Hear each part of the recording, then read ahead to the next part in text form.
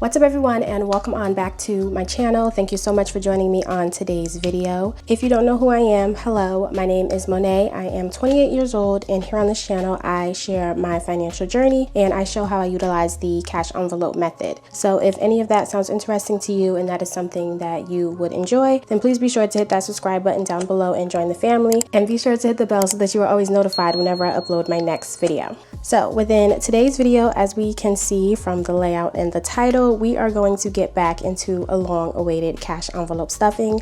I will be cash stuffing with some income that I received from my last paycheck from my full-time job. So if you're interested in seeing how I'm going to budget all of that out, then just keep on watching. All right, so getting started, as always, we have the money laid out over here, and here is the bank slip showing how much we will be cash stuffing today. And looking at our bank slip here, we see that we are cash stuffing $795, and this is the denomination breakdown of how I told the teller I wanted my money. And as I am going through my cash stuffing, if you are ever interested in any of the things that I use, such as my bank bag, my envelopes, my cash dividers, all of that I do have available within my website. The website is back and open and running. So if you're interested in that, the links for all of that is down in the description. So we are going to move the things to the side as always and get started with my variable expenses that I have within my wallet. All right, and taking out my wallet, here are the cash dividers that we are going to be working with.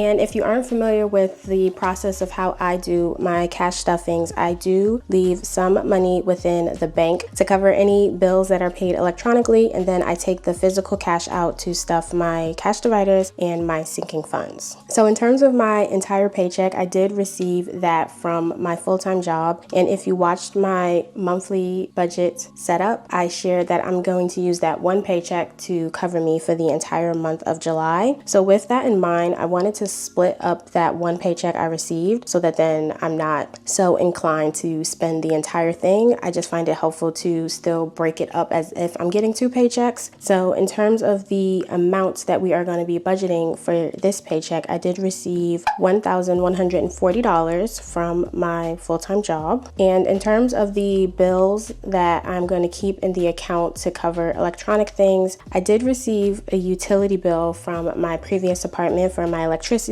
and that was $100. I think my electricity, I'm still going to get one for one more month because usually the utilities are a month or two behind. However, I did get notice that in terms of my internet, since I canceled that, I will not have to be paying for that. And then I'm just waiting for like gas and water on my apartment, and that normally comes the first. So I'm going to wait until the end of the month to see how that shakes out. So in terms of like bills pertaining to my previous apartment, I think that is it for now. And then in terms of new bills that I wanted to cover with this paycheck, I do have a storage unit where I put my items for my apartment, and that was due, and that is $145 that I have to pay for that. So as far as all of the bills, that is all I have for right now, and then we can get started with my variable expenses. All right, so getting started with my variable expenses, I do participate in the rollover method, and I am participating in the dollar challenge. So that means any money that I didn't use from my last paycheck that I still have remaining in these categories, I do roll them over. And then if I have any dollars left over, I do set them to the side and put them in a jar. And then at the end of the year, I count that jar to see how much I saved. So getting started with spending, that is going to be getting $165. So I'm going to do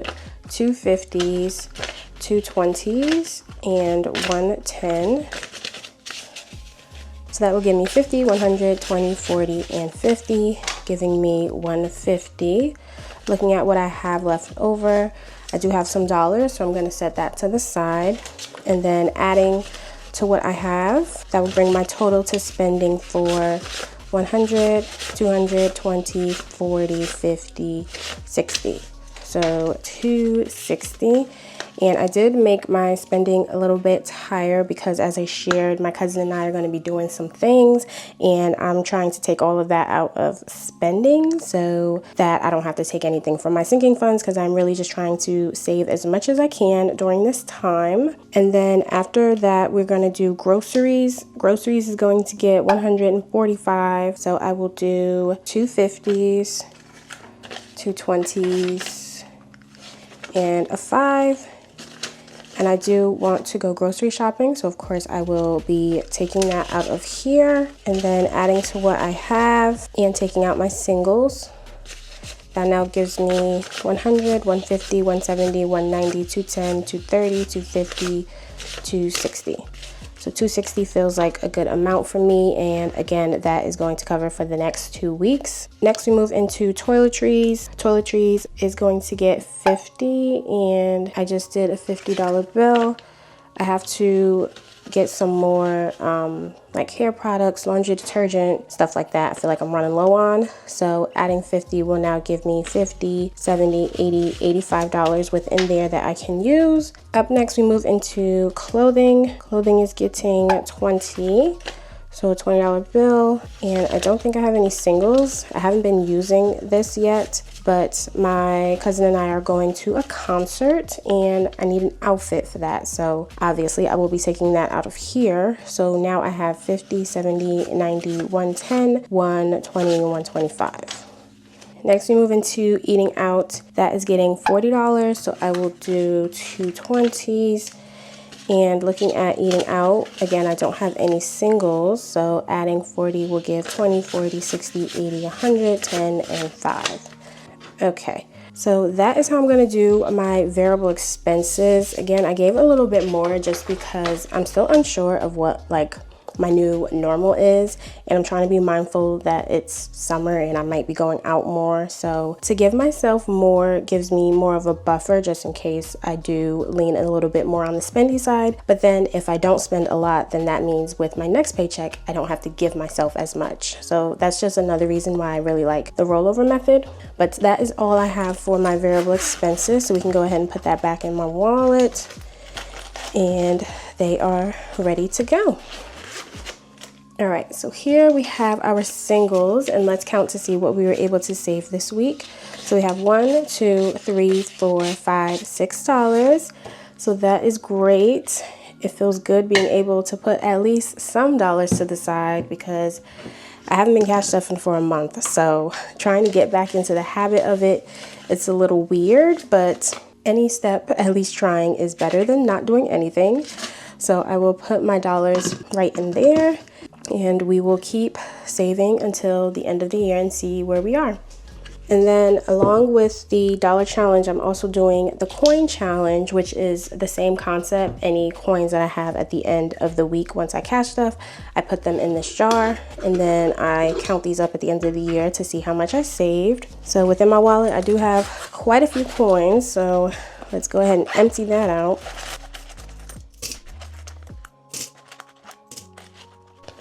Okay, so that is all we have within there, and that is getting nice and full, so we will continue to save within there. And now we can get into my sinking funds and bring out the binder and start stuffing within that. Getting started with my sinking funds, first up we have annual payments. That is getting $25, so I will do a 20 and a 5. And then looking at this envelope, that will now bring the total to 100, 200, 300, 350, 370, 390, 410, 430, 450, 470, 475. I believe that's right, 475. And for those who ask or may not be familiar, annual payments is for things I pay once a year. So I do pay for Apple Music, AAA, basically things that I pay once a year. I try to just put it in this envelope to help with the payment. And then next we can get into car maintenance. And that's going to be getting $120 because, guys, my car has just been acting up lately.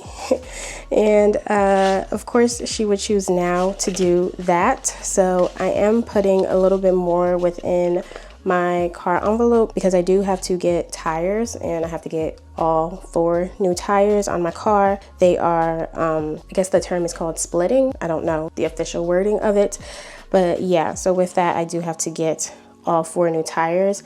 And when I looked at the estimated cost, it's about $440 that is going to cost for that. And I'm hoping to at least get that done by the end of this month. Thankfully, since I have been living with my cousin, I haven't had to drive my car as much. So my car can sit until I have enough money to get the tires. And I know I have $1,000 because this is $1,000 placeholder, but I'm trying to at least save the $400 within the physical cash that I have in my envelope, so that then I don't have to take out the money, because honestly my car is also making another noise issue that I think I'm gonna have to pay for. So gotta keep that to the side because I feel like something else is going to happen with it. So it is a bummer, but at least I have something set aside, and I can pull from other things if I need to. But yeah, that's kind of top priority right now, trying to figure out what's going on with my car and making sure that she is in a good place, because I do need her. So as I said, we have $1,000 placeholder, so this just lets me know that $1,000 is within the bank. And then adding the funds now, that brings car maintenance to 100, 200, 20, 40, 60, 80, 300, 320, 21, 22. So that's $1,322 within car maintenance. And as I said, by the end of the month, I will hopefully have enough within this envelope to pay for that. So just wish me luck with that, you guys. And if you have any good recommendations of like places to get your tires, discount tires, let me know. I have been looking into Sam's Club right now. That's been my best option, so that's probably where I'm gonna lean. But of course, help your girl down below and let me know what you think. Next, we get into car insurance. Car insurance is going to be getting $50. And I save my car insurance for every 6 months. And I did recently just make the payment on that. So now we are saving up for the next one. 100, 150, 170, 190, 210. So that's now $210 saved within car insurance for there. Next, we move into Christmas. Of course, sinking fund that we are familiar with and trying to save little by little, so that then when December comes, I'm not completely caught off guard. So adding 20 within there, and that will now bring the envelopes to 20, 40, 60, 80, 100, 20, 40, 60, 80, 200, 20, 40, 60, 80. So 280 saved within there. Next is gifts. Gifts getting $10. Okay, I don't know where I messed up. I probably will find it when I'm editing, but gifts was supposed to get $10 and I don't have $10. I only got $5 left. So I'm not sure where I messed up. My mind is not in the best place, so that probably explains why. But until I figure it out, I'm just gonna add $5. And if I can't figure it out, then gifts is just gonna get $5 because it's not like a top priority. So adding that, we now have 20, 40, 50, and 55. So we'll just put that within gifts. Up next it is household, but household I am skipping. I am not putting anything into there, and neither is medical. Both are right now at a cap that I'm comfortable with, and I don't want to continuously add to it, so I'm just gonna stop it there. And then travel is getting $150.